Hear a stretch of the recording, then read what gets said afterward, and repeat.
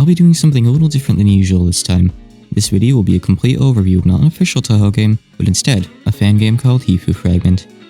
Hifuu Fragment is a puzzle-focused visual novel Touhou fan game created by a doujin circle called Shikaku Games. It stars the two characters featured in Zen's Touhou music CDs, Marble and Renko, and loosely follows the story of Ghostly Field Club. The circle has made a small handful of games, but due to none of them having official translations or fan patches, they're pretty much unheard of overseas. Last July, I did a brief overview of the beginning of the game on Twitter to draw up interest. Afterwards, I reached out to Shikaku Games to offer to work together with them on a translation. However, due to the game's central mechanic being, well, let's just say, difficult to pull off properly in English, they respectfully declined. Since I've been doing this whole YouTube thing lately, I've had the idea of doing overviews for fan games that I'll likely never receive English translations kicking around in my head.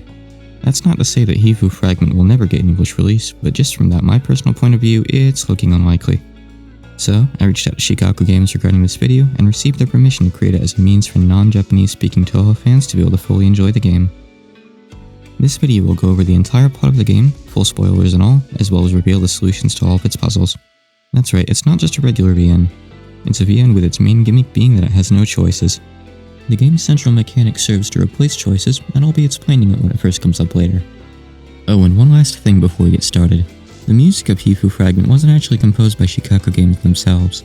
Instead, it comes from 3 different free online sources. Renko is responsible for most of the original music, Oucha is responsible for the Touhou arranges, and there's also one song by a composer called Muse. I'll be playing the game's music over the top of the video, and whenever a song comes up for the first time, you'll be able to see its name and artist in the lower right corner. You can also find links to all of the artists' sites in the description below.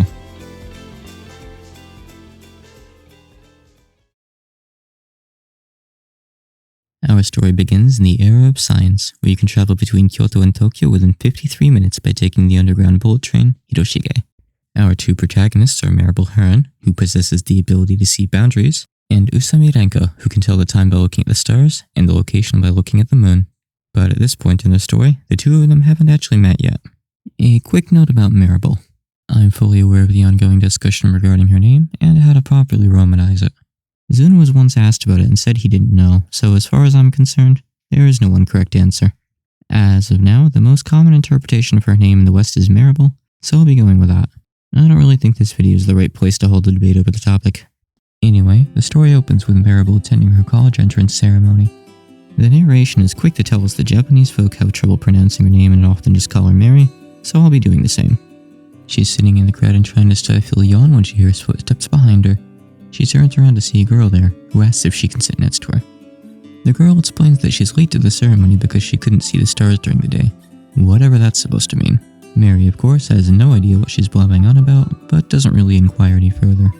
The college president finishes their speech, and next up the presenter says that the freshman representative will be giving a greeting and calls Usami Renko to the stage.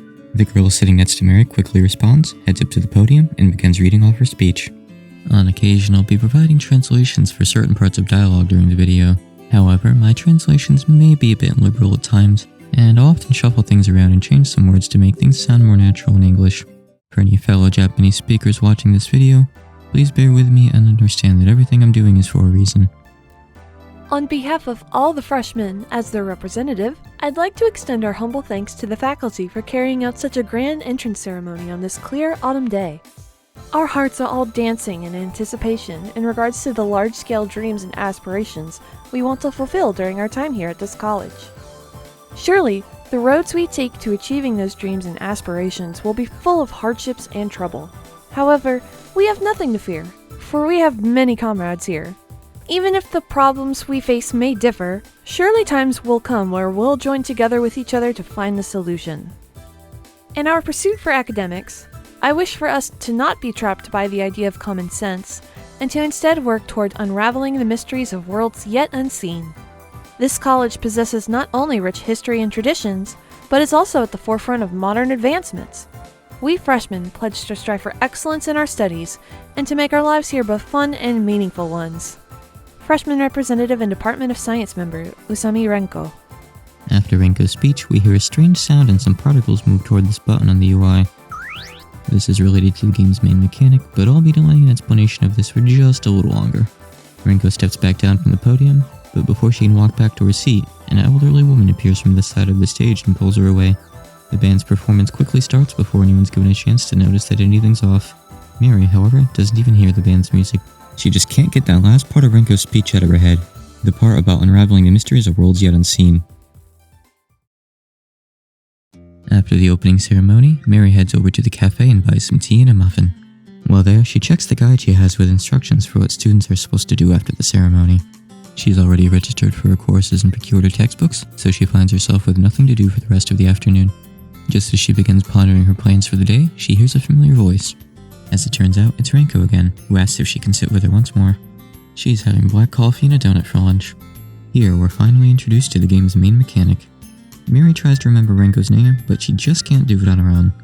Not doing anything here will just result in Mary repeatedly scolding herself, saying that she's not old enough to forget something she just heard yet.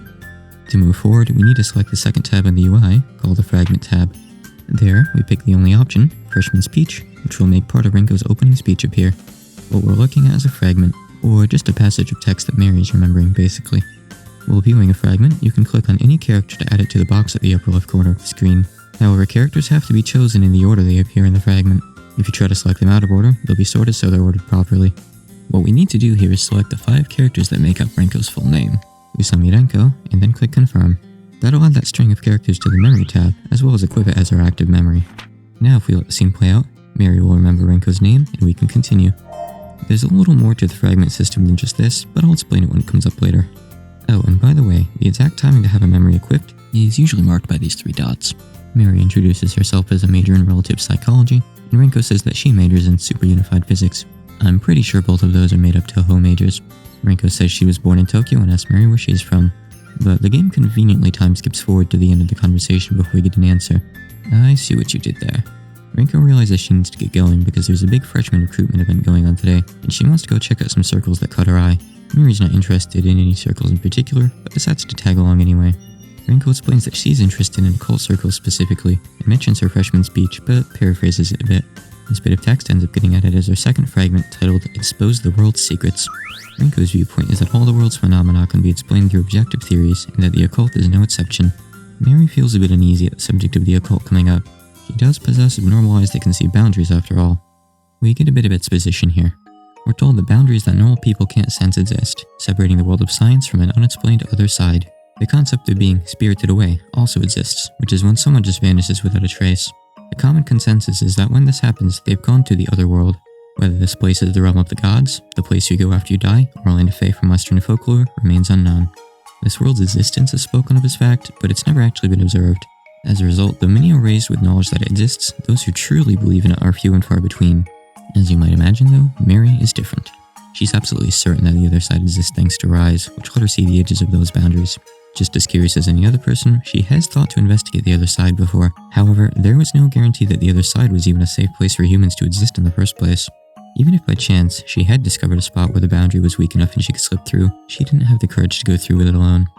Finding a trustworthy partner would be difficult, and she always feared that telling someone about her eyes would just end up with them thinking she was crazy. Therefore, Mary's lived her life up until this point of running her eyes from the occult as best as she could. Anyway, Mary and Renko check out the recruitment event. They find circles focused on talking to the dead, as well as exorcism circles. Circles focused on Western magic, and circles focused on Eastern magic. Circles that work to unravel the history behind monsters, yokai, and cryptids. But while it seemed they were all pretty passionate about their hobbies, none of them considered what they were doing as anything grounded in reality. So, after a bit of looking around, the two end up leaving. Renko says that none of the circles really felt like the one to her, and that what they were all missing was actual fieldwork. She goes on to explain that theories differ from fantasy and that theories involve coming up with a hypothesis, then making observations you can use to verify it, but this isn't something those circles were engaging in. So she's going to hold off on joining one and just keep working on her own like usual. After the two part ways, Mary comments to herself that the line between prodigies and weirdos is a thin one. We jump forward to a few weeks later. As Mary's walking down the campus's main street, she gets a notification on her phone that lets her know that her only lecture of the day has been cancelled. Left with nothing to do, she decides to go to the cafe for tea again. She reflects on her college life so far. She's enjoying herself overall, but at the same time, she can't help but feel like college has just been an extension of high school. Renko's words from her freshman greeting echo through her head once again, and she remembers their last conversation where she said she'd keep doing her occult research alone. Upon arriving at the cafe, whether by chance or by inevitability, she runs into Renko, knee-deep in her research. Mary asks to sit with her, and Renko says yes before telling us to give her 5 seconds to tidy up her documents first. Trying to advance the text too quickly will make Renko tell you to hold on. You actually have to wait 5 full seconds for her to finish. This is more of an Easter egg than anything, but it's also an interesting bit of foreshadowing to the other types of puzzles we'll be seeing later on. Mary asks about Renko's documents, and she explains that the notes she's looking at are about discovering a boundary hidden in Kyoto's back alleys. She plans on recreating the steps in them to check and see if they're really true or not. The notes provide directions to the right place, as well as instructions on how to open the boundary. Mary asks if she can look at the documents. They explain that the layout of Kyoto hasn't changed since it was made into the capital, and that its alleyways form a crisscross pattern of thin paths like a go board. The scribbles then go on to explain that by following a few of these paths in a fixed order, you'll open up a boundary. It sounds so simple that even Renko herself doesn't quite believe in it, but she figures there's no harm in trying it out. She says that her professor got stuck in the research and cancelled today's statistical mechanics lecture, so she was actually going to go right now. Said professor is apparently famous for this sort of behavior, and a brief note about this gets added to your fragments under the title Whimsical. Entertainingly enough, the display in the background is on a cycle, and when Renko says to take a look at it, the dialogue will actually pause and wait for it to display the slide that shows that her lecture's been cancelled. Again, this is some foreshadowing to how what's going on in the background could potentially have an impact on the story. Mary calls out to Renko as she starts to leave, wanting to say something, but then changes her mind at the last second and just wishes her luck instead. After she's gone, she laments that she couldn't bring herself to say, "Let's go together," and that gets added to a fragment called What I Couldn't Say. But she thinks back to the past, when she herself had a run-in with Spiriting Away, and admits that what Renko's getting into does scare her a bit. After this, we get a creepy endless string of red dots. We're stuck here and have to use the map on the right to go back. I haven't actually explained the map yet, so I'll take this chance to do so. These red pins mark places where you can obtain fragments. These spinning arrows mark places that will loop forever unless you fulfill certain criteria. You can see here that there's also a branch in the path that leads to a dead end. You'll see many more branches later on, many of which won't lead to dead ends. You can click on any section of the map to travel back to that scene. After we travel back to the fork in the path, we see a familiar figure in the background. Mary comments to herself that she felt like she was dreaming just now. The game is actually acknowledging that we've traveled backwards through the story. You may have already pieced this together, but to proceed, we need to form the phrase, "Let's go together." You can easily grab this entire phrase from the What I Couldn't Say fragment that you unlocked from failing the puzzle the first time. Moving on, the two head out for their stroll through the alleys of Kyoto. At the point where the story resumes, they've already been walking around for over an hour. By the way, have your theories ever resulted in a boundary opening before, Renko? I plan on having today be the first time. Oh, well then. I'm honored to be present for such a momentous occasion. By this point, the two have already started calling each other by their first names. Renko goes with Mary because it's easier to pronounce, of course. You know, you're weird, Renko. In what way? Why do you believe in the other side so strongly? Most people wouldn't get this serious about it. Well... Renko looks up at the night sky, and Mary follows suit. 7 p.m. sharp. Huh? That's the current time. Want to check to make sure? You're right. My eyes are special. As long as I can see a certain something, I can tell what time it is. That's why I believe in the unknown. I've experienced the paranormal firsthand, after all. I see. So that's why. What? You're just going to believe me? You're not going to accuse me of wearing a secret watch or something? I believe you. You don't have one, right? Well, yeah, but you're a weird one, Mary. I'd prefer to be called honest. Renko goes on to explain that the stars are what help her tell the time. Additionally, she can use the moon to pinpoint her current location. But when Mary asks her where they are right now, she responds with Kyoto, so how useful that half of her power really is may be up for some debate. The next alley they're meant to enter is supposedly right before a sake brewery, but they're having trouble finding it and decide to walk down the road one more time. The two chat for a bit as they retread the same steps, but no luck, so they start over once again. Hopefully by this point, you've realized this is a puzzle. The map clearly shows that you're in a loop after all. But this puzzle wouldn't exactly work for us English speakers, unfortunately. Not for language reasons this time, but instead for cultural ones. So this is where the background interactions we've seen before have their first big payoff. Miri and Renko will have a chat about alcohol as they walk, and once you reach the point in their conversation where they note that it'd be awful nice if they had some kind of marker to look for, and 3 dots pop up, that's your cue. You have to advance past the last dot when this ball in the background is on screen. This ball is known as a sugitama, literally meaning cedar ball, and is a ball made up of the tips of cedar branches. It's an ornament hung up by breweries to show that their yearly brew is now available. Renko had actually forgotten that these things even existed at all, but Mary's Japanese culture lectures came in handy. After turning into the alley, Renko suddenly goes into a long spiel about how the human eye adapts to darkness slower than light, essentially just throwing a bunch of science at Mary. She admits that this was just revenge for her beating her when it came to her knowledge of Japan, though. Despite her field of study being physics and not biology, she says she has at least studied the human eye a bit before. Renko says there should be a shrine coming up if they keep going, and that her research tells her that the boundary there is weak. She warns Mary that if she's scared, this would be a good time for her to leave, but Mary pushes past her fear and remains. At the end of the alley, the two find a small shrine just like Renko said. Immediately, Mary realizes that she can see the edge of a boundary. She squints and observes that it appears to be a little weak, though it's unclear as to whether that was really due to the path they took through the alleys or not. Renko says that in order to open it, they're just going to have to try everything they can. Moving something at the shrine should do the trick, supposedly, but she doesn't know what.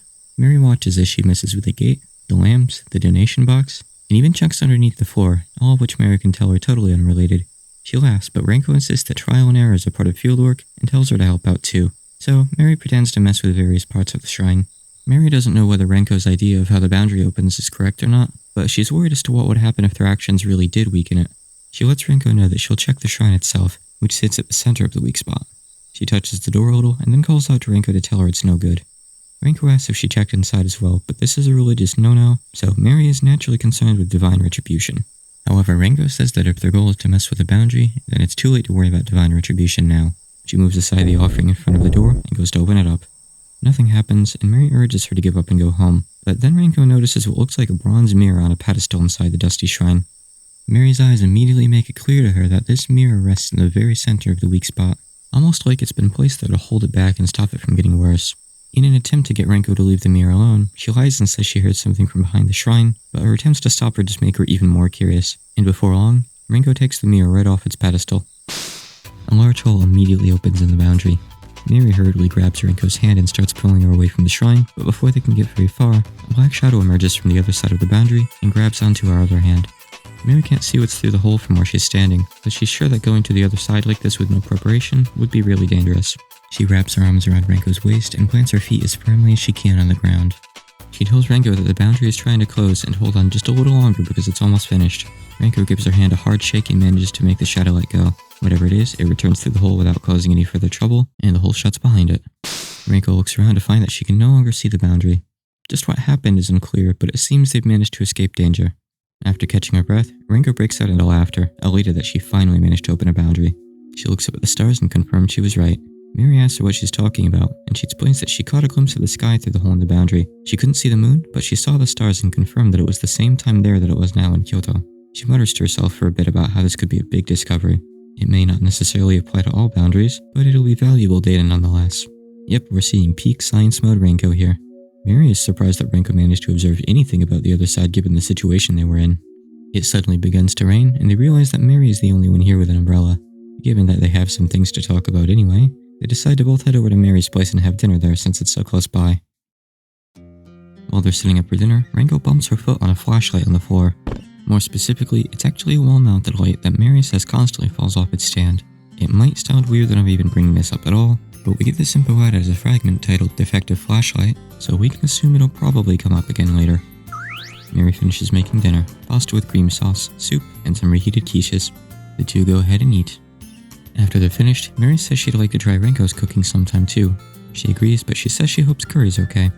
It sounds like Renko's not that much of a chef. Mary brings up Renko's eyes and their powers. She calls them mysterious, but maybe a little freaky too. However, Renko pulls out the good old Uno reverse and says she could say the same of her. Yep, that's right. She's actually already caught on to the fact that Mary can see boundaries. What gave it away to her was the fact that Mary immediately knew that the mirror was suspicious, along with the fact that she knew the boundary was trying to close. Stunned, Mary remains silent for a moment, then asks Renko what she'd do if she really did have the special eyes she was describing. Renko responds, of course, by saying she'd want to work together with her. Mary caves and admits that she's right. Thanks to her eyes, she suspected that something might happen today, but she'd never anticipated this kind of experience. She agrees to cooperate with Renko from here on out. Before Renko leaves, she suggests the idea of coming up with a name for their team. She elaborates that she doesn't plan on registering them as a natural circle at college, due to the dangerous nature of what they'll be doing, but still thinks it'd be better to have a name if they'll be working together like this. You've probably already surmised as much, especially if you've glanced over the map, but we've encountered another puzzle. For this one, you'll need to open up the Expose the World's Secrets fragment and grab these 2 kanji that make up the Hifuu in the game's title.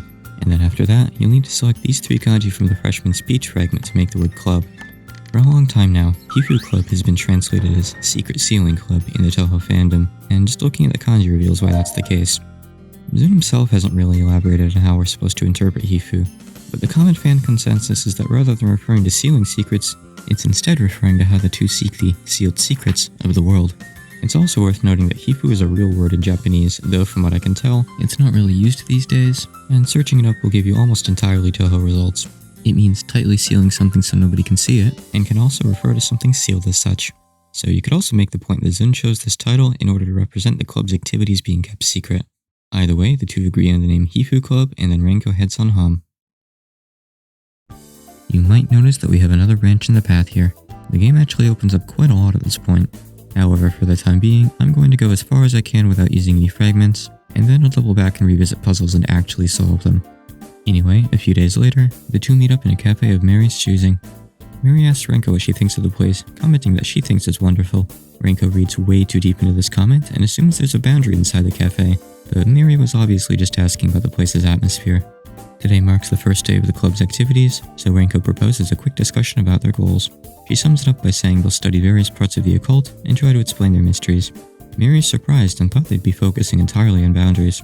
Renko says there are other mysteries to discover out there, and if there are any that only they can solve, she's eager to pursue them. Mary is content with this direction for the club as well. Renko advances the conversation to the topic of what they'll be looking into next.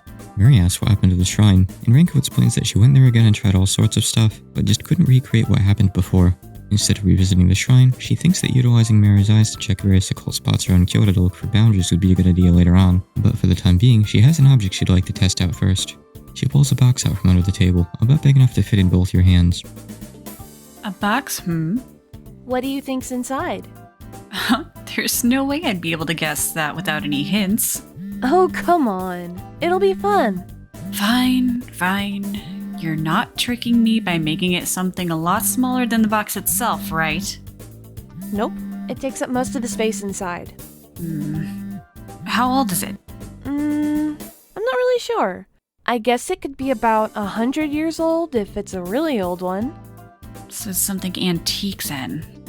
I think it still works though. Works? By now, you've probably noticed the buzzing noise in the background. In fact, I'd be willing to bet that some of you even checked your phones. Mary notices it as well, but not until it's already stopped. She points at it to Renko and asks if it was her phone. It was apparently a call from a classmate. She doesn't want to call them back right now since she wants to hurry and get back to the conversation, so she just shoots a quick message their way. We get a fragment called Cell Phone, where Mary points out the noise to Renko.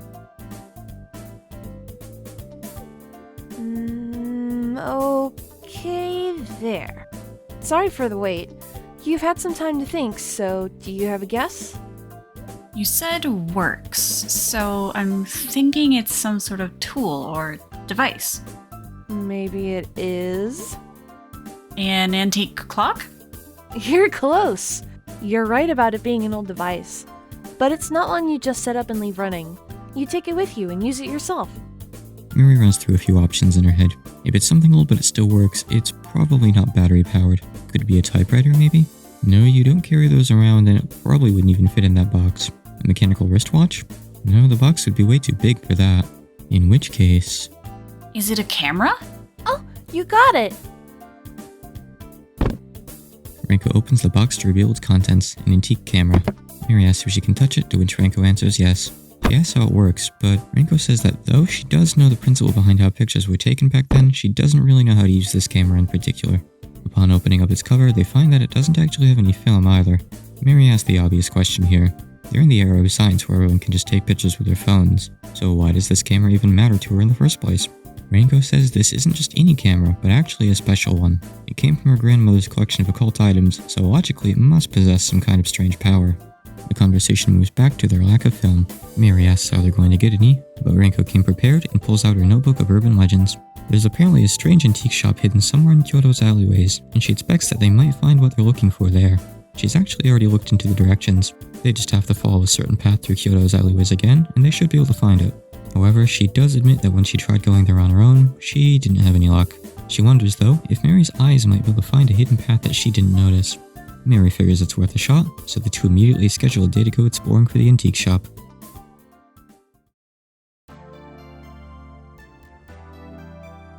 A few days later, the two meet up to perform their search. Mary immediately gets distracted by a cake shop she heard has some limited seasonal goods available right now, but Renko pulls her back to reality and offers to check it out with her another time. So, according to Renko's directions, from their starting point, they need to take the second alley coming from the east, then take the third coming from the west. After that, the next turn they see should do the trick, though suspiciously the last part of the directions lacks, well, a direction. We can pick which alley to go down by having it on the screen when we advance past the 3 dots. There's a quick detour we should make by picking the first alley twice in a row. If you do that, you'll run across a jazz band doing a street performance. Yes, a street performance at the end of a random alley. Renko points out how weird this is too, don't worry. I feel like this is the kind of mystery they should be going out and researching. Feels like one of those 7 wonders of the city kinds of things.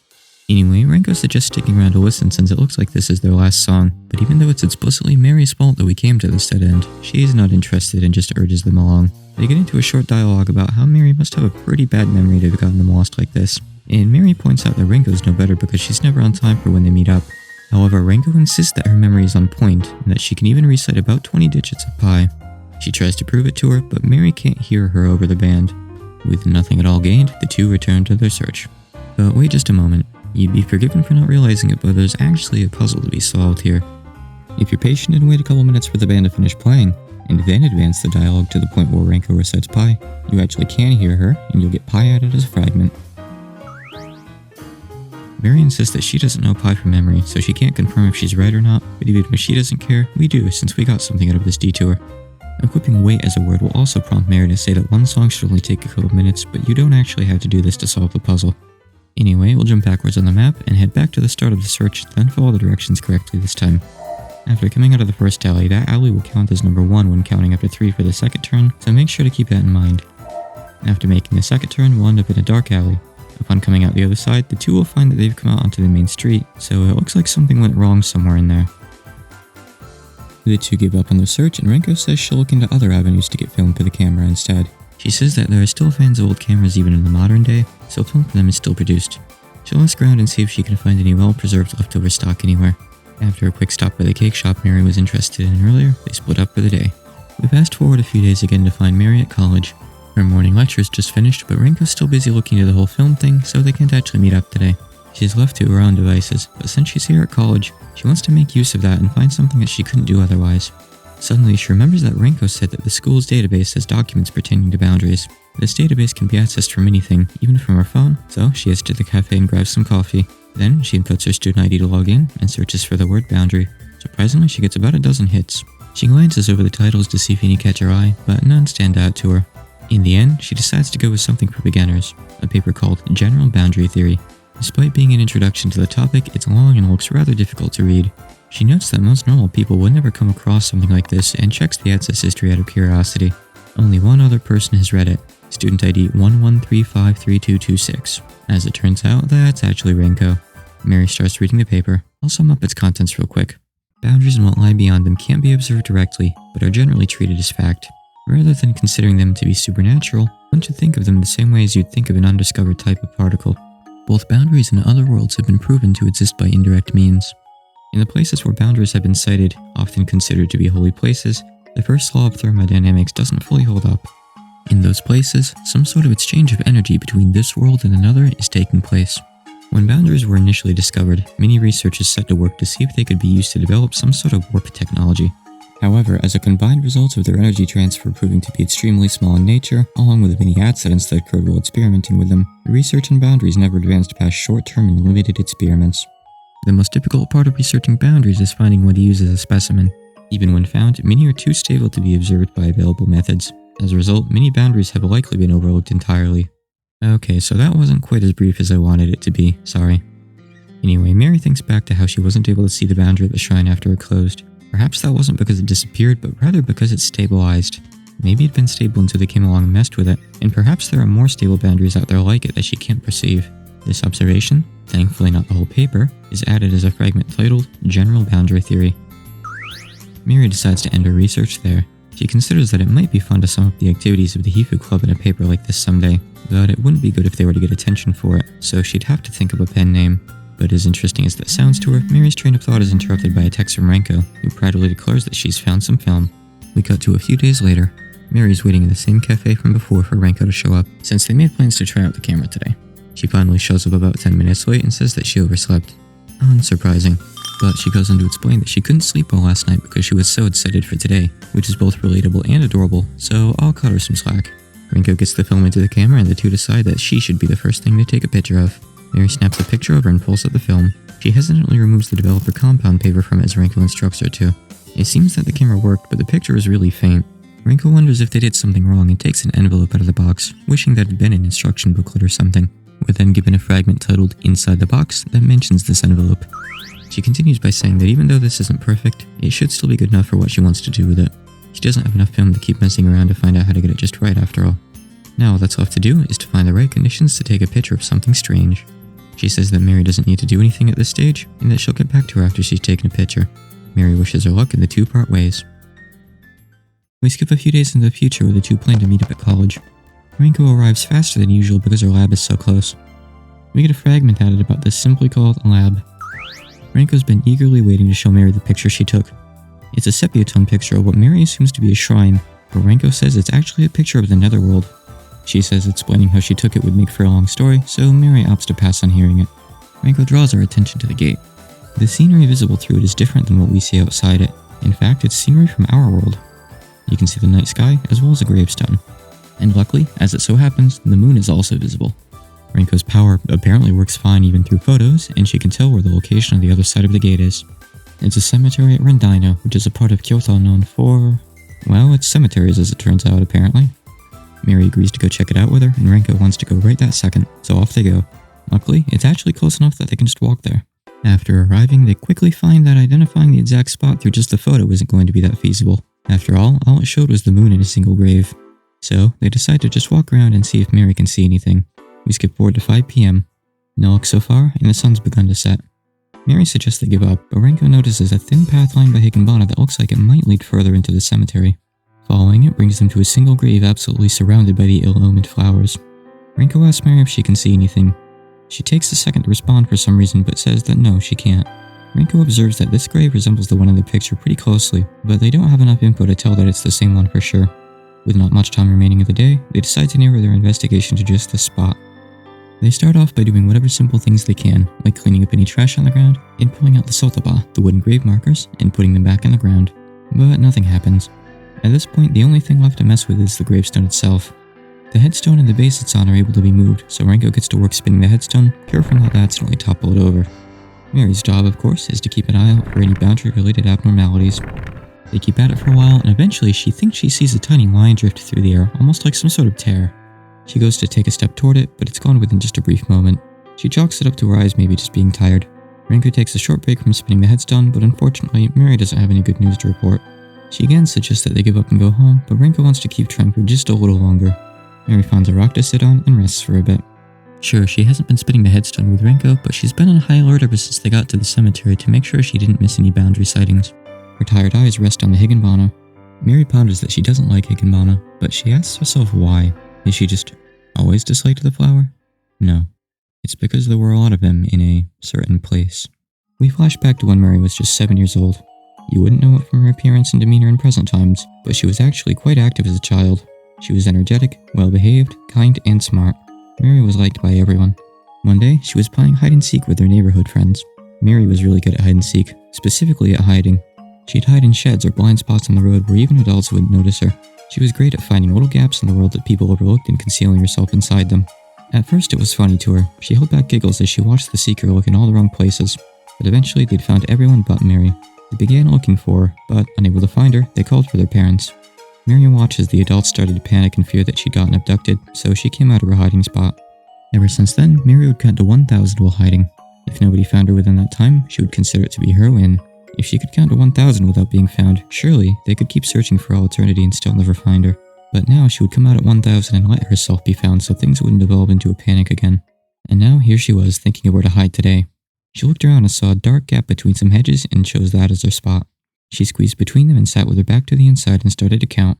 Right around when she'd reached the 500 mark, despite nothing but the hedges being behind her, she suddenly felt the wind on her back and turned around. She squinted and saw that the path led further into the dark than she'd initially thought. Curious, she stopped counting and went further in. What she found when coming out was a field full of blood-red flowers. The way their scarlet petals rested upon their tall, straight stems reminded Mary of fireworks, and held sparklers, to be specific. She walked forward through the field, as if led by something. Her legs felt shaky as she walked, but at the same time, it looked as if she was dancing her way through the flowers. Eventually, she came upon a clearing with no flowers in it. She saw someone there. They were crouched down and facing away from her, pulling at something as hard as they could. Then, she saw what was in their hands. It was something red. Back in the present, Renko lets Mary know that she's done, snapping her back to reality. It seems that she drifted off for a bit. Renko asks her to check and see if her fiddling did anything, but unfortunately Mary can't see any changes.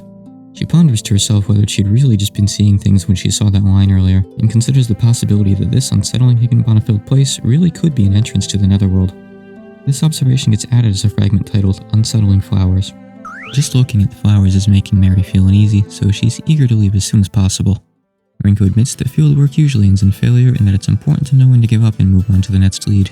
As they're leaving the cemetery, Mary asks Renko if she's going to want to come back again. But her response is in line with what she just said. That wasn't in her plans. The photo she took was interesting and all, but if the boundary wasn't going to open, then there was nothing more to do there. Besides, she has other places she wants to check out. The two start chatting about their plans for the future, resume their daily lives, and never end up opening a boundary. We get another one of those endless loops of red dots here, marking that we've hit the end of a path. But this obviously isn't the best ending we could get. It's time we go back and clean up some loose ends. Let's start by going back to the first cafe meetup. This is where Renko first shows us the camera, but it's a different meetup than the one later on where we actually take a picture with it. So, Renko missed a call from her classmate last time and ended up just texting them back, so let's have her actually answer this time. If we grab the phrase cell phone from the cell phone fragment, we can use it here to have Mary interrupt Renko and point out that her phone is buzzing. Upon taking it out, she notices that she's missed multiple calls. She leaves Mary alone for less than 2 minutes so she can go answer. As we already know, it was a classmate. They were calling to ask about Renko missing that afternoon statistical mechanics lecture. Renko says she just let them know she'd call back later. Mary confronts Renko about missing lectures, and she admits that maybe she got a little too absorbed in her occult studies. She insists, however, that she keeps up with the contents of the lectures through her textbooks, so she's following along just fine. Mary's still concerned, but content with that answer, so she drops it. We're not out of the water just yet, though. Pay close attention. We have the usual 3 dots marking that this may be a place where we can use a fragment. If we don't, we'll jump back to the right on the map here and head back down the same path as before. This next puzzle solution can be a little tough to figure out, so what better time is there to show off the game's hint system? Clicking on the hint tab will present you with these seals that say Imperial Edict Duplets Barrier on them. Clicking on them peels them off, revealing the actual hint system underneath. Finishing scene will give you points equal to the number of characters in that scene. All 3 types of hints we see here are toggles that will consume different amounts of points per character as we read if we turn them on. In addition, you can have multiple hint types on at any given time if you'd like as well. The first type of hint we can turn on is called Vision. Having this on will play a sound whenever you pass by a split in the story. If we turn it on here, we'll hear a chime that tells us for certain that there's a puzzle to be solved here. The second type of hint is called Insight. Having this on will make blue text show up that'll serve as an actual hint as to what to do. If we enable it here, the narration will remark that Mary feels like she's heard Renko talk about the professor behind today's lecture before. The third and final option is Boundary. Turning this on will just flat out solve puzzles for you, but it won't tell you the solution it used. Indeed, if we go all the way back to when Renko's professor cancelled the lecture earlier on into the story, we can confirm that it was a statistical mechanics lecture. It might not be clear as to why we're doing so yet, but the game seems to want us to bring up the professor, so let's try that out. Just presenting professor here isn't enough though. You have to use either famous professor or whimsical professor. Doing this will prompt Mary to ask if that professor is the one who gives those lectures. Renko realizes she's right, and Mary insists that she calls her friend back to see if what they wanted was important. If she doesn't do so now, she'll probably forget to do it later. Renko finally submits and calls them back. As it turned out, her professor had sporadically changed the scope of an upcoming report, and they'd called to let her know. I'm clumsy and had to re-record this section so you don't get to see it happen, but this exchange gets you a new fragment about the change to the report titled Report Subject. With that diversion over, we're back on the main path now. Let's continue on just a little further until Renko opens the box to reveal the camera. You might recall that later on when they messed up the photo process, that Renko took an envelope out of the box. Well, if we go to the inside the box fragment and grab the word envelope, we can have Mary take the envelope out and examine it. It turns out it's just easy to miss because it's the same color as the box itself. Inside the envelope is an old looking piece of paper. It's difficult to make out the words on it, but Mary can at least read consumables and order. Renko assumes that it's some sort of flyer for an antique store, but unfortunately they can't make out the actual name. But at the very least, we get a fragment titled Envelope that calls attention to the logo. Since we've done everything else above this point, let's revisit the antique store search now. The suspicious spot we're going to want to look at again is the dark alleyway. If we equip the word flashlight here, Mary will remark that she wishes she had a light, but it won't actually do anything further for us. Instead, waiting about 30 seconds will make the screen gradually get brighter. Mary will notice something strange on the wall and wonder if it's graffiti. Grabbing the word logo from the envelope fragment here will make her realize what it really is. It's in fact the same mark that was on the envelope that came with the camera, and the wall it's on is actually a door. You don't actually have to wait for the screen to brighten up here, by the way. Just having the logo equipped is enough. The brightening is just there as more of a hint to the player to make them notice it. It does prompt some extra dialogue from Mary after all. Anyway, Renko still can't see, so Marion leads her by the hand through the door. At the end of the alley on the other side, they find a door with an antique shop sign above it. Mary says that in the end, perhaps rather than being an urban legend, the shop was just hard to find because you had to navigate through a dark alley to reach it. Renko's disappointed by the reason being so boring, but agrees that she's most likely right. Our duo heads on in and meets with the owner, a man who looks to be in about his 40s. As it turns out, the shop ships out almost all of its goods these days, so he's quite surprised to have someone actually show up there. He says it's been a few years since a customer last opened that door. Just as suspected, the antique shop was indeed where the camera originated from. The owner explains that this camera's film developed in a special way. After pulling it out, you have to wait a bit before peeling off the developer compound paper. Roughly a minute should do. This instruction gets added as a fragment titled Development. In addition, Renko even manages to get some film for the camera while they're there. Next up, we fast forward to a day where Mary and Renko plan on meeting up. Mary got absorbed in a debate during class, so it's already dark, but she still has time to stop at home on the way to the cafe to meet up with Renko. You might notice the lights in this room in the background turn on. There is something else that we can do here, but let's come back for it later. Mary stops at home real quick and gets dressed. On her way out, she notices that her light sensor is malfunctioning again and didn't turn off on its own. She grumbles that it's a pain turning it off manually every time, and this complaint gets added as a fragment titled Having to Turn Off the Light. She goes ahead and turns it off, leaving nothing but the dim glow of her wall-mounted flashlight to illuminate the room. Mary arrives at the cafe and meets up with Renko. She's got her bag out on her lap and is rummaging through it. She says she lost something, but tells Mary not to worry about it, since there's no harm not having it. Moving on, we should also be able to take a better photo with the info that we have now. Once we reach the part where Renko tells Mary to go ahead and peel off the developer compound paper, we'll want to equip the word wait from the development fragment. Doing this prompts Renko to ask how long you should wait for, so grab 1 minute from the same fragment. Renko and Mary will wait a minute on their own and skip ahead to after the film is finished developing. Doing this process correctly yields a full color picture of a smiling Renko. But unfortunately, even after looking it over from top to bottom and holding it up to the light, she can't find any ghosts or anything in the photo with her. Mary remarks that Renko is the only person who would be this disappointed to not be haunted by a ghost. We get the same dialogue as before from Renko, saying that she'll look into finding the right conditions to take a picture of something strange and get back to us once that's done. Things might seem like they're going the same as before, but take notice of the fact that we're on the right side of this fork this time instead of on the left. We skip forward to a few days later. Renko tells Mary that she's found the perfect place to take a picture at. Mary asks when they're going and says that tomorrow doesn't really work for her. Renko falls silent and then says it's a secret. As it turns out, she actually feels bad for relying so much on Mary's help lately, so she'd rather handle taking the picture by herself. Mary insists it's okay, but eventually concedes and tells Renko that she'll leave it to her. The two split up and we cut to 2 days later. Mary's at home and decides to text Renko to ask how the picture went, but right before she can send a message, she gets a call from her instead. Unfortunately, as it turns out, Renko still hasn't taken the picture yet. Right before she could go out to do so, she got called on by her professor and got stuck helping them do some research. She thinks though that by tomorrow she'll be freed up and be able to go take it. Renko's professor returns from whatever they were doing and she hurriedly ends the call. Right after that, Mary remembers something. It's apparently going to rain tomorrow. She figures though that by this point Renko won't change her plans regardless, so it shouldn't be a big deal that she didn't think to mention it. We skip forward again to the same scene where Renko shows Mary the picture of the Netherworld gate, but this time it's in color. However, that's the only change to be seen here, and as you can see by looking at the map, continuing any further down this route will just bring us to the same end of the cemetery as last time, so that means it's time to go back for some more cleanup.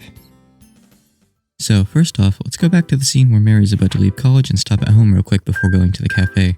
If we equip Renko's lab from the lab fragment, we can get her to notice the light in the background and realize it's coming from the lab that Renko uses.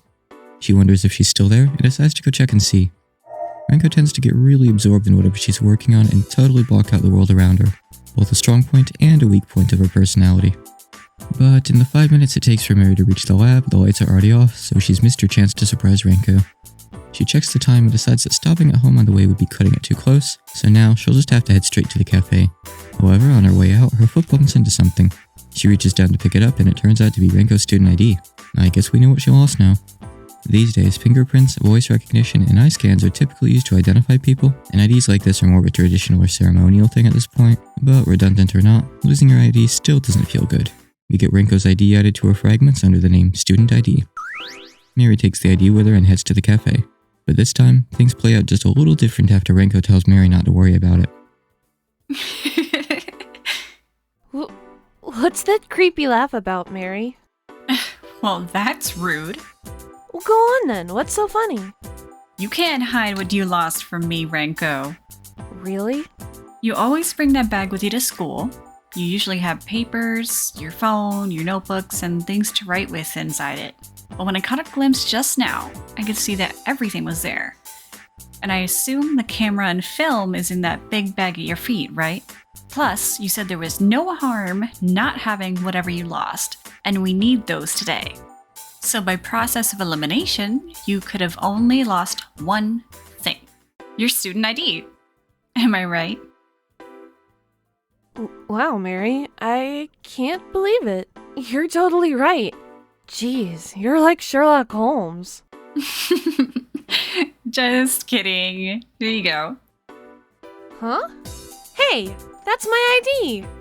I picked it up in front of your lab earlier. You dropped it on the way here, right? I get it now. You surprised me.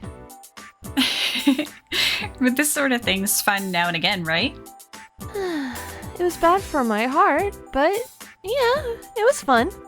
After this, we end up looping back to the camera scene with no further changes. So that detour was just to nab a fragment. Next up, we're going to use it. Okay, next up, let's go back to the scene where we're chatting with Renko about her wanting to take the picture alone. This scene is actually another really subtle puzzle.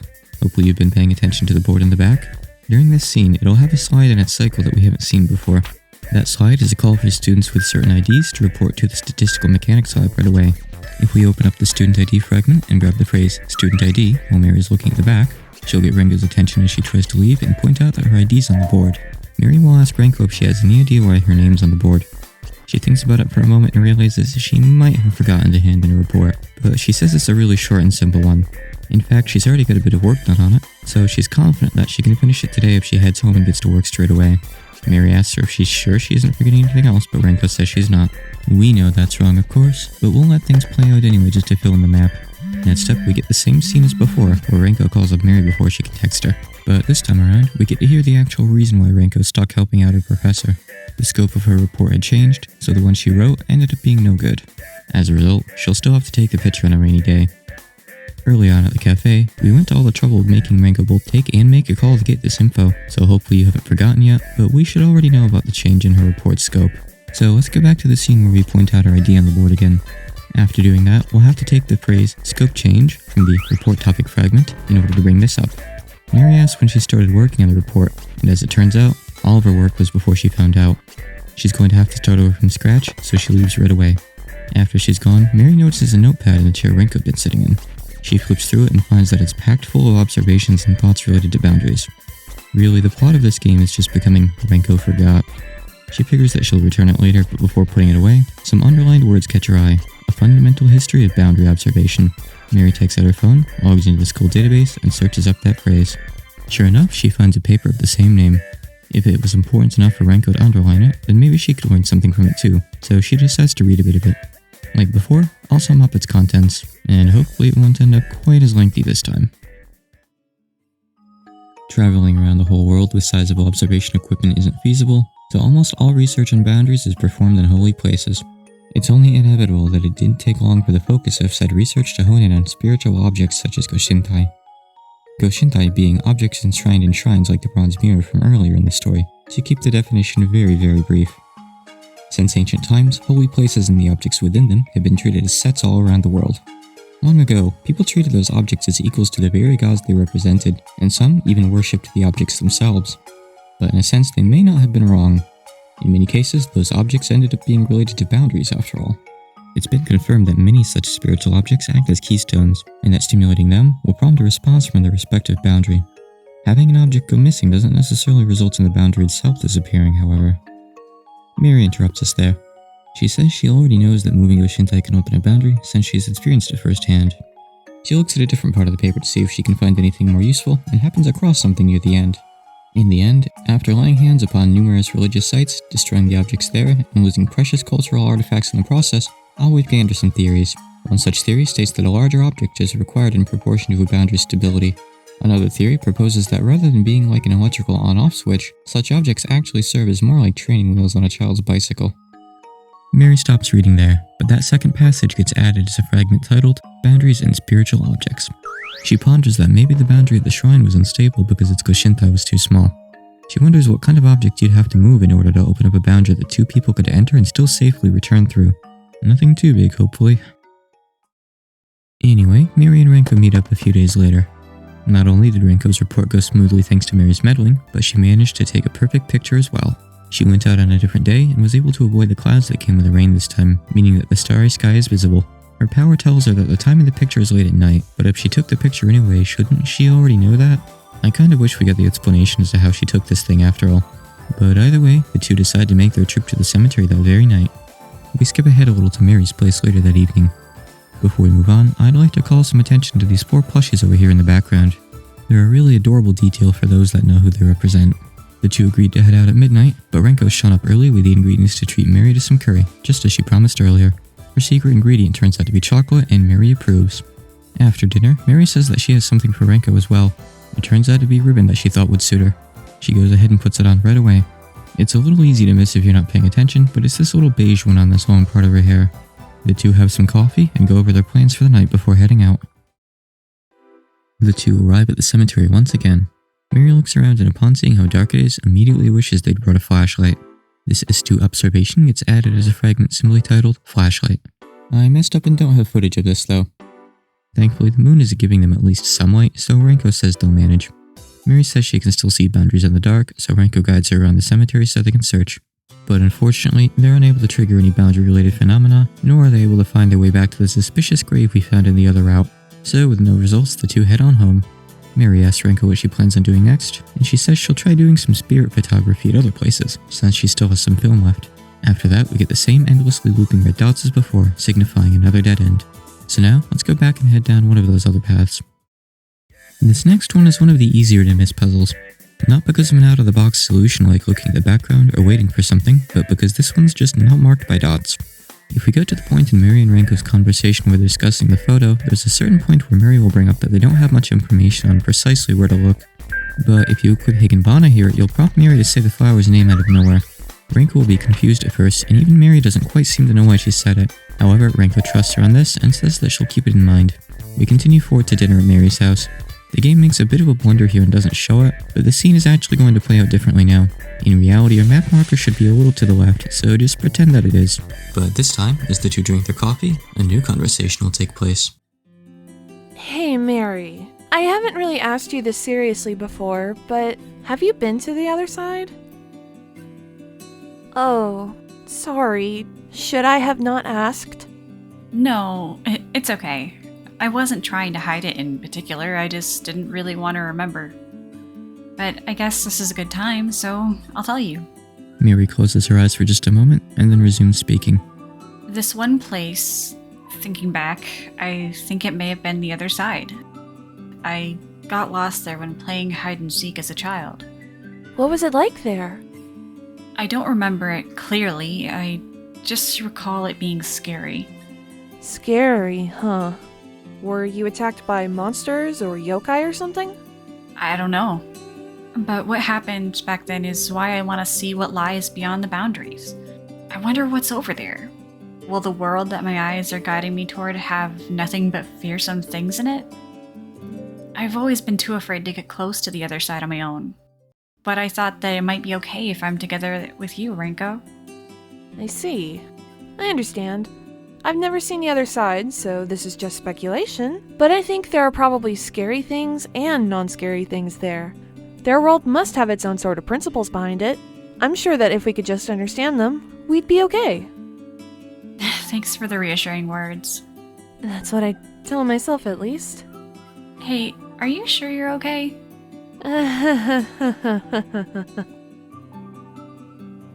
Before they leave, Mary brings up Higanbana again, restating that they're looking for a grape surrounded by it. She mentions out loud that she doesn't like it, and Renko asks if she accidentally ate some as a child or something. She mentions that people apparently ate Higanbana a long time ago, but they're poisonous because they contain a substance called licorin. In fact, the genus of flower that Higanbana belonged to is actually called licorice in English. She goes on to explain that their poison isn't dangerous in low quantities, but it's deadly for small animals, and they're often planted near graves to keep said animals away. Mary asks Renko if she's ready to go, and they both head out. But as you can see, we end up on the right path again, so clearly we messed something up. Let's go back again. Remember how the light in Mary's room usually doesn't turn off on its own? Well, if we equip turn off the light before we leave, it'll prompt her to remember to go back inside and take care of it manually. Doing this will reveal that her wall-mounted flashlight has come off its stand again. The reason we keep ending up on the right path is because it's too dark, so let's equip the flashlight and make her grab it. Trying to grab the flashlight without first turning off the lights will just result in Mary not being able to find it, in case you're wondering. Mary and Renko return to the cemetery, and Mary takes out her light when prompted. They search around for a while and can't find anything as usual, but then they hit upon that same Higanbana-line path from before and follow it to reach the same lone gravestone. Before settling on investigating it for certain, Renko seems to want to kill some time, so the two do another quick run of the whole cemetery to make sure they didn't miss anything. After confirming that this is definitely the spot with the most Higanbana, Renko asks Mary to check out the gravestone itself. She wants to focus on monitoring the stars apparently. She has a theory but says it'd take a while to explain. Mary stops her before she can start a rant and investigates the gravestone. She goes through the usual steps, cleaning up nearby trash, pulling out and returning Sotaba, and so on. But the boundary doesn't reveal itself to her. Looking over at Renko, she finds that she's still staring up at the sky and mumbling to herself. Mary thinks back to when she brought up the Higanbana-surrounded gravestone in the first place. She had no reason to say something like that, so why did she? Yet, now that they're actually here, she's sure that this is the right place and that something will happen here. Even if she can't see the boundary, she convinces herself that she should just be optimistic and tell herself it's there. She ponders about the idea of a boundary that can't be seen before dropping the train of thought. After all, if she can't see it, how is she supposed to be able to find it? She looks over at Renko again, but she's still in starry-eyed zombie mode, so she decides to check out the gravestone a little more while she waits for her to be done doing whatever she's doing. Mary eventually tires herself out and sits down next to Renko. She looks up at her and observes that the words she'd been muttering to herself are actually numbers. She's apparently been counting seconds this whole time. Mary absent-mindedly listens, and soon enough, Renko says, 2:30 sharp. Then she suddenly shakes Mary's shoulders and tells her to look at the gravestone, but unfortunately there's still no change. Mary asks Renko what this is all about. She says she doesn't have too much of a basis for it, but she read an interesting book titled, modified a little bit to be more clear, Space-Time Principles as Seen in Otherworldly Fiction and Their Impact on Boundary Research. This title gets added as a fragment simply titled, Reference Book. In other words, Renko was thinking that time could have an impact on boundary activity. However, at the very least, this one attempt didn't prove that theory to be true. The two give up shortly after that, and we get the usual red dot end. We're not missing much on the map now, but how do we fill it in? I'm sure this has been bugging someone for quite a while now, but it's finally time to go back and address these other gaps in the map. Let's head back and address the first one. This is the scene where Renko's busy looking for film, so Mary decides to look at boundary-related documents in the school database. Remember how she settles on a beginner paper because nothing else catches her eye? Well, if we equip Otherworldly Tales from the reference book fragment we just got, then she'll look up the book that Renko mentioned at the cemetery. She'll remember hearing the name from Renko, but oddly enough, she can't recall when. She begrudges that she's had a lot of strange, vague memories lately, but she doesn't dwell on it and just starts reading. We're finally at the last of these papers. Boundaries in the worlds beyond exist in many folk tales and legends from around the world. In such tales, they're typically treated as entirely isolated spaces from our own reality that run on their own time. Many such otherworldly tales remain from our culture here in Japan as well. If asked to bring up an example of another world possessing its own time, many Japanese would likely bring up the tale of Urashima Taro. In that story, Urashima Taro crosses a boundary, namely the sea, and finds the Dragon Palace on the other side, which possesses its own scale of time. There exist, in fact, certain times when it's easier for us to connect with other worlds. In many folktales, you have times such as Tasogare-doki and Kahatare-doki, both of which can refer to either the twilight of dawn or dusk. The kanji in these words imply a meaning of a time where you inquire who someone is, namely because it's just dark enough that you can't quite tell. It was originally thought that these names came from the fact that dusk, which serves as the boundary between day and night, is a dangerous time for animals since they may struggle to identify other animals. However, through the course of researching boundaries, it's been confirmed that the stability of some will weaken significantly around these times. This link implies that rather than being based on misunderstandings or superstition, folktales and legends were based on real experiences, or that perhaps the people of those times had found some way to somehow observe boundaries. As a result of this discovery, time has become a crucial factor in research related to boundary stability. But unfortunately, outside of the times mentioned earlier, the only time that showed any significant change was Uchimitsudoki, the period between 2 and 2:30 am. However, it's still unclear whether this is due to natural phenomena or man-made interference, which has stirred up a debate causing big waves in the scientific community. Remind me to never get a job translating research papers. The last page of this one in its entirety gets added as a fragment titled Otherworldly Tales. Looks like we finally have all the fragments. Anyway, Mary thinks back to the shrine. The boundary there opened just as a result of removing the shrine's Goshintai, the bronze mirror. But perhaps assuming that just moving something would always be enough to open a boundary was a little hasty. Mary makes a mental note that time can also be a factor. So, let's revisit the cemetery, specifically the part where Mary's pondering about boundaries that she wouldn't be able to see. To continue forward, we need to open up the general boundary theory fragment and grab the phrase, stable boundaries. Mary remembers the paper she read and concludes that it's only natural that if some boundaries are stable enough that they can't be observed with proper equipment, then her eyes probably wouldn't be able to observe them either. Continuing on, if this place's boundary is so stable that it can't be seen, then there must be some sort of condition that helps maintain that stability. You may already have some idea of what the game's asking for next, but coming up with the correct phrasing could admittedly be a little tricky. What you're looking to do here is go to the Boundaries and Spiritual Objects fragment and grab Large Object, since we know that a boundary's stability is typically proportionate to the size of the object that acts as its keystone. By the way, yes, the Japanese here technically says an object with more mass, but I like to paraphrase now and again to help keep things moving along. The script is nearing the 15,000 word mark though, so maybe that's a lost cause. Mary thinks back to the shrine once again.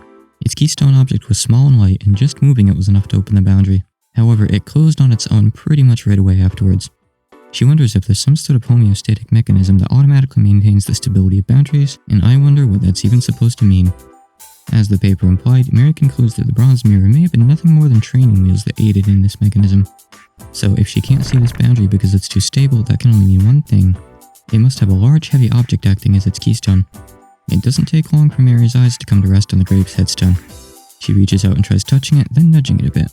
Just like in the other route, it's heavy, but not so heavy that she can't rotate it if she tries. Mary rotates the headstone bit by bit as Renko quietly counts in the background. Nothing seems to be happening, so her conviction that this is the right thing to do begins to waver. However, she is hesitant to try outright knocking it over, and doesn't have the strength for it even if she wanted to, so she keeps just rotating it. At 2:28 and 30 seconds, Mary catches sight of a small abnormality. A fine line drifts through the air, similar to a crack in glass, before fading away. All of a sudden, it seemed that rotating the headstone was getting her results. Mary considers that maybe the boundary was something like a balancing doll, the kind with a round base that'll shake around if you push on it, but if left alone for long enough, it'll regain its balance. But she doesn't know why she's only started to get results now and wonders if there's another factor at play. This, of course, is where we have to open up the Otherworldly Tales fragment and grab Ushimitsudoki and equip it. Not having Ushimitsudoki equipped here will result in Mary stopping if you're curious. If we do have it equipped, Mary will remember that there are times at which it's easier for us to connect with other worlds. As briefly touched on earlier, Ushimitsudoki refers to the period between 2 and 2:30 am, so it's a somewhat similar concept to the witching hour that we instead have overseas. Mary says that when converting Ushimitsudoki to modern time, it rests at 2:30, so I'll just trust her on that. She's certain that the tears are becoming more and more clear as the night approaches 2:30. She stops turning the headstone for just a moment. Renko glances at her briefly, perhaps having noticed what she was doing, but quickly returns her gaze to the stars. At 15 seconds prior to Ushimitsudoki, Mary takes a deep breath, cold air filling her lungs. She puts her hands on the headstone and waits, counting every second. 2:30 sharp. Mary focuses her strength and turns the headstone a quarter circle in that very moment. And then, everything goes black. She tries to call out for Renko, but stops. She realizes she can hear a voice coming from somewhere. Goodness, to think you'd actually open it. As much as I'd like to congratulate you, we can't have this happening. The voice speaks to her, playful yet cold. And then, despite it being autumn, a world of cherry blossoms unfolds before her very eyes. Ugh. Are you okay, Renko? Yeah. You? It looks like it, thanks. Renko? Did you see anything just now, Mary? I saw a ton of cherry blossoms for just a moment. So did I. I see. So that means the boundary opened, then. I guess probably. It felt like it forced us back out right away or something, though. The one from before closed right away, too. Maybe that's just how they work. Oh, did you hear a weird voice? A woman's voice? Huh? No, I didn't. What did she say? Really? What was it again? She was surprised the boundary opened, I think. Intriguing. Renko realizes the headstone's gone missing. They go over and look to find that it's toppled over on top of the poor Higanbana. She jokes as if she's about to accuse Mary of knocking it over, which she quickly denies, but she knows that it was really just the force of the boundary responsible. It's too heavy for them to lift, so they just leave it there as an unavoidable consequence of science. Renko asks Mary yet again if she could see anything, but it seems that the boundary's disappeared. She guesses that considering how things went with the boundary at the shrine, this one probably won't open again, though she does plan on coming back to investigate further just to make sure. On the walk home, the two agree that tonight was a success. A minor one, since they only saw the other side for a brief moment, but still, a success nonetheless. They make plans to go flower viewing when spring rolls around, as well as search for abnormal cherry blossom trees. After enjoying a late meal at Mary's house, they collapse into bed together. They both have lectures tomorrow morning, so Mary sets her alarm for just a few hours later. And before long, morning comes. Poor Renko has a lecture in first period, but Mary says that's what she gets for having them go to the cemetery in the middle of the night. Right as she's about to follow Renko to the door, she notices an unfamiliar notepad on her desk. Assuming it's Renko's, she calls out to her to let her know she forgot it before reaching out to grab it. Renko, however, says she has her notepad with her. Mary flips through the pages. They're all blank until the very last one. Were you able to return home safely?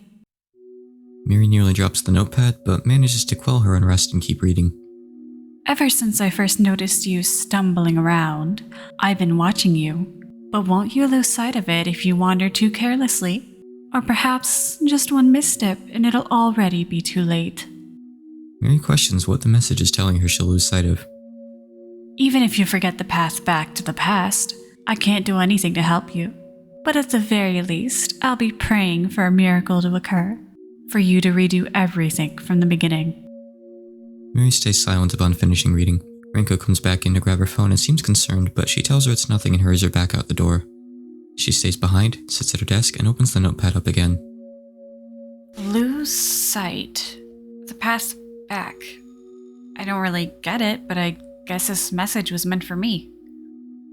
Mary closes the notebook, puts it into a drawer in her desk, and then locks it. Suddenly her phone buzzes and surprises her. Turns out it was just the emergency alarm she set for her if they overslept that morning. After silencing it, she takes a look at the photos she took last night. There's one of the walk to her and dino, another of Renko deep in thought at the cemetery, and another of the toppled headstone.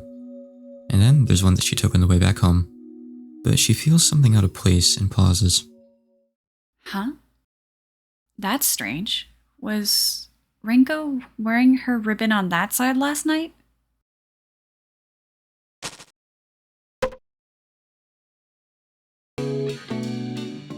We're suddenly booted back to the game's title screen, but now the continue option is scrolled out and the logo is a different color. All we can do here is hit start.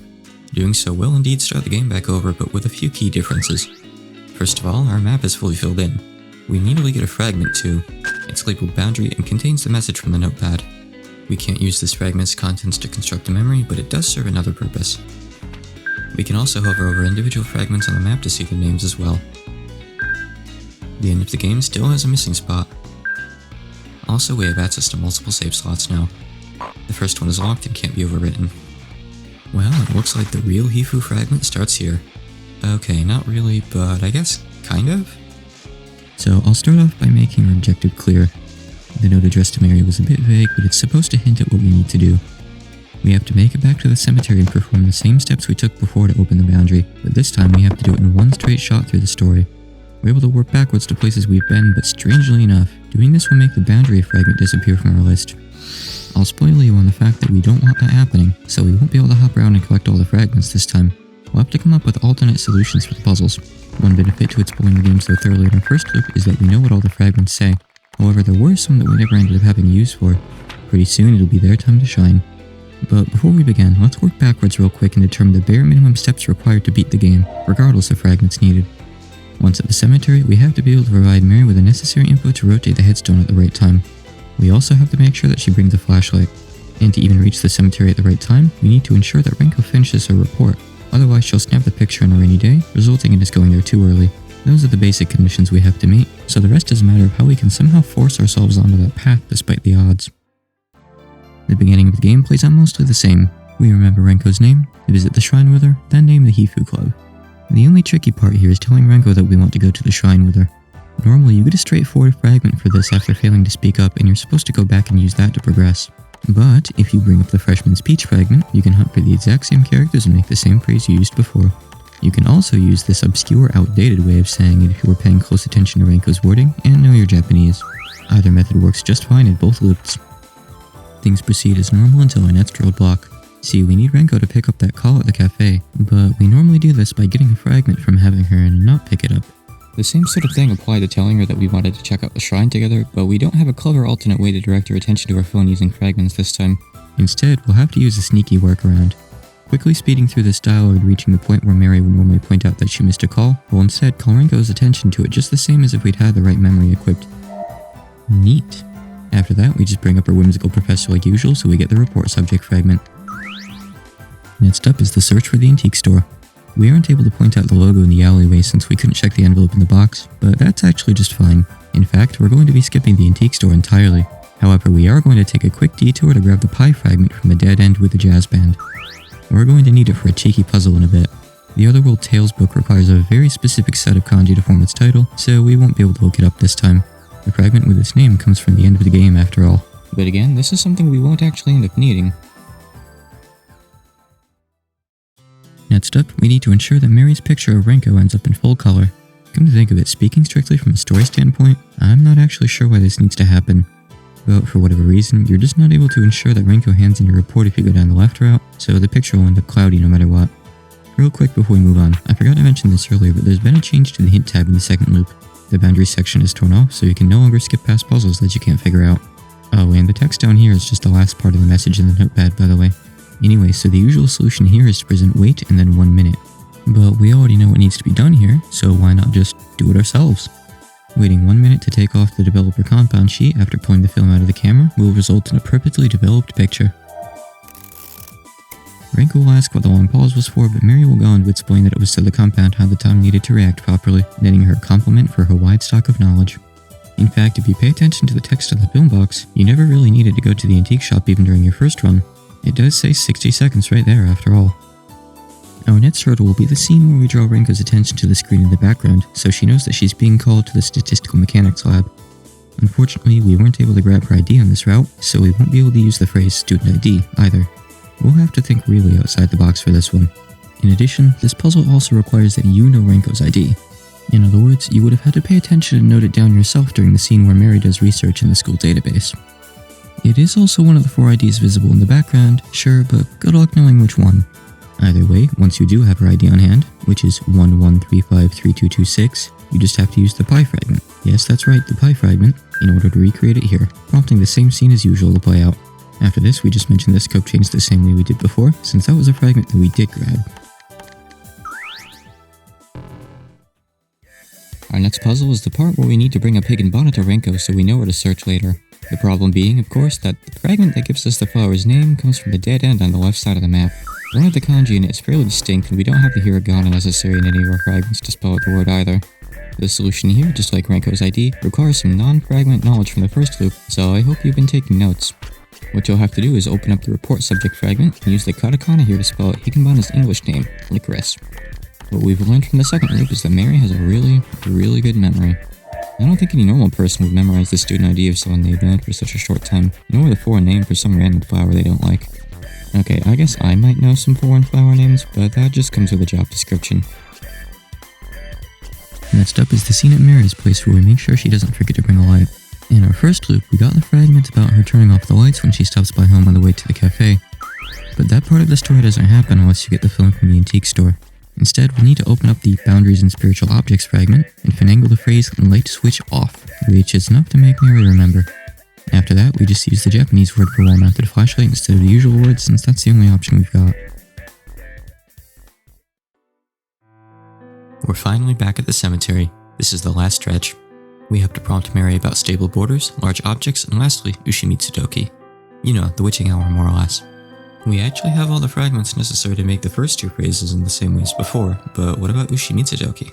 Well, we usually get that word from the Otherworldly Tales fragment, and obtaining that requires failing this section to get a fragment you can use to look up the required info in the school database, so that's not going to fly this time. We're going to have to scour Renko's speech yet again to find the necessary hiragana to form the word instead. 2:30 sharp.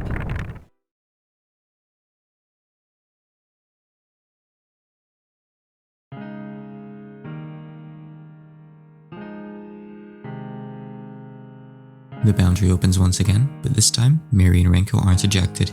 Instead, they're transported to a path lined with cherry blossom trees, the very petals of which seem to be illuminating the darkness. As for how far the path stretched on, you wouldn't be able to tell unless you could see it from the sky. Renko! Not seeing her partner in front of her, Mary turns around in a panic. There she sees Renko, sprawled out on the ground, but otherwise totally safe.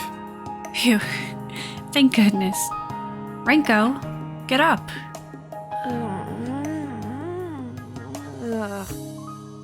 Come on, get yourself together. Mary, this isn't a dream, right? Nope, it's real. So, we're in the Netherworld? I think so. It looks just like the picture you took, at least. Renko? This is no time to be standing around. I have to investigate! Investigate! Good grief. Even in the Netherworld, I guess Renko's still Renko. After some time passes, Mary suddenly feels a chill. She looks around and sees that the edges of the boundary are starting to move. Renko, I think it's time for us to go back. Oh, it is? Come on, hurry up or we'll get stranded here. Okay, coming.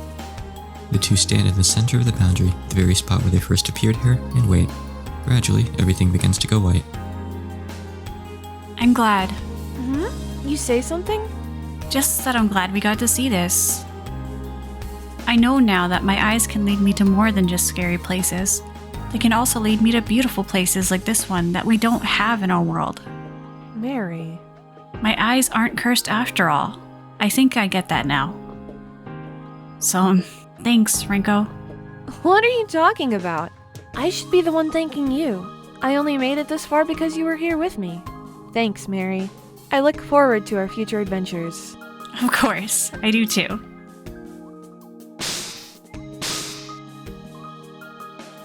And then the staff credits roll. You may not be able to read some of the names, but I'd like to let them play out of respect for the dips regardless. You can just skip ahead via the timestamps if you'd like to see the epilogue.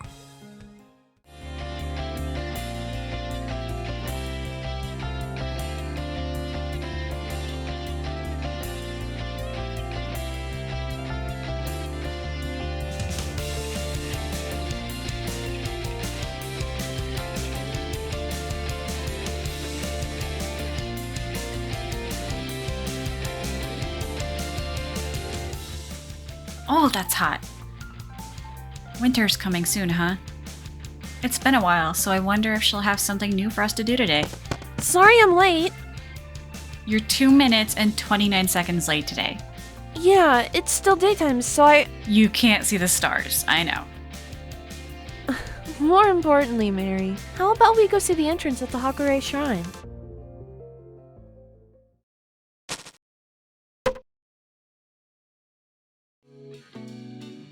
We're then sent back to the title screen one last time. Our protagonists are gone now, probably out on their next adventure.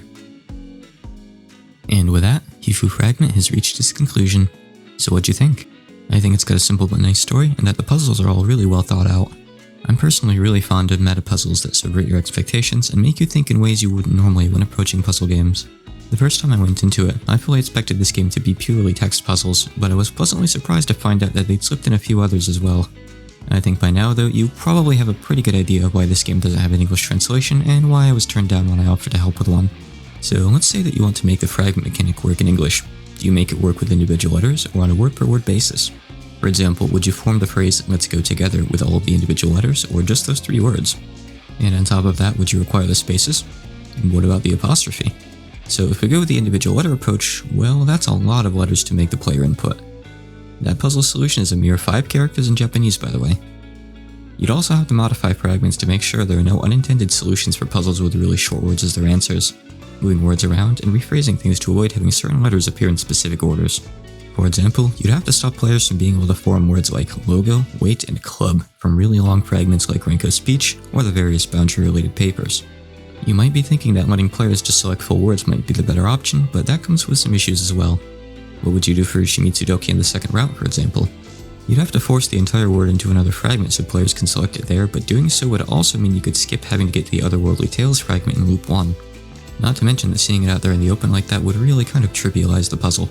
After experiencing the game in full, I think it'd be really difficult to translate properly as a functioning game without either some progression changes or some really tight editing in the fragment scripts themselves. Realistically, it'd probably take some of both. I've personally never had much of a connection or interest in Marie and Renko. I usually stick to playing the mainline games as well as fan games, but I've definitely grown to appreciate them a bit more from my time with Hifuu Fragment. I expect a lot of people probably got into them thanks to fan works like this one. All we have from Zun himself is the stories that come bundled with his music CDs after all. It's really neat seeing one of those stories expanded into a full experience. He obviously had to take some liberties here and there, but nothing here really felt out of place to me, though my knowledge of the characters is admittedly a little limited. I think the game is plenty playable even without much knowledge of them though. I think that the puzzles and writing are enough to still carry it. I guess non-fans might be in trouble for the Hifuu Club puzzle though. Either way, that was Hifuu Fragment. I hope you enjoyed it.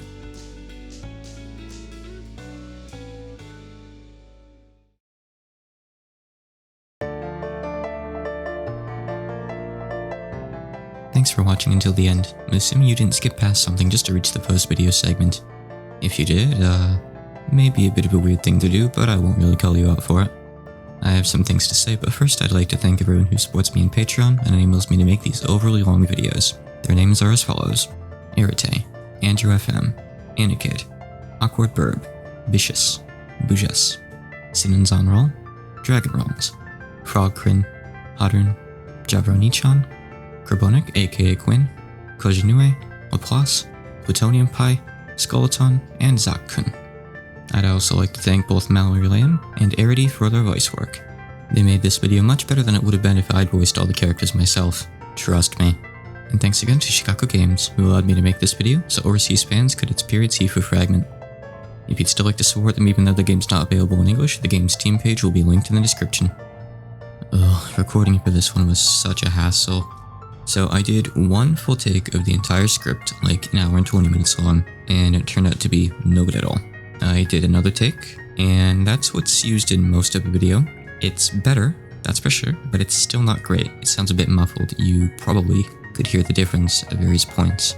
And now just today, as I prepare to release the video on Sunday, I redid my takes for a few of the key scenes as well as the last few bits of the video, but I just do not have the energy to re-record everything over with this new setup at this point. I just can't do it. I really do apologize. The next video I put out will probably be PCB Lunatic. I'm actually decent ways into the script already, but I've put it off for a little bit so I could get this out first. And I'm going to have to put it off for a little while longer while I work on some translations. I would like to do more videos like this one in the future as well, but as of right now, I don't have too many good candidates for them. I'd like to keep them focused on more text-heavy games that can't be properly appreciated without knowledge of Japanese. I mean, after all, you can play an untranslated platformer and probably still have a good time with it. Okay, that's pretty much all I've got to say. I'm going to go get back to work on other stuff. See you eventually.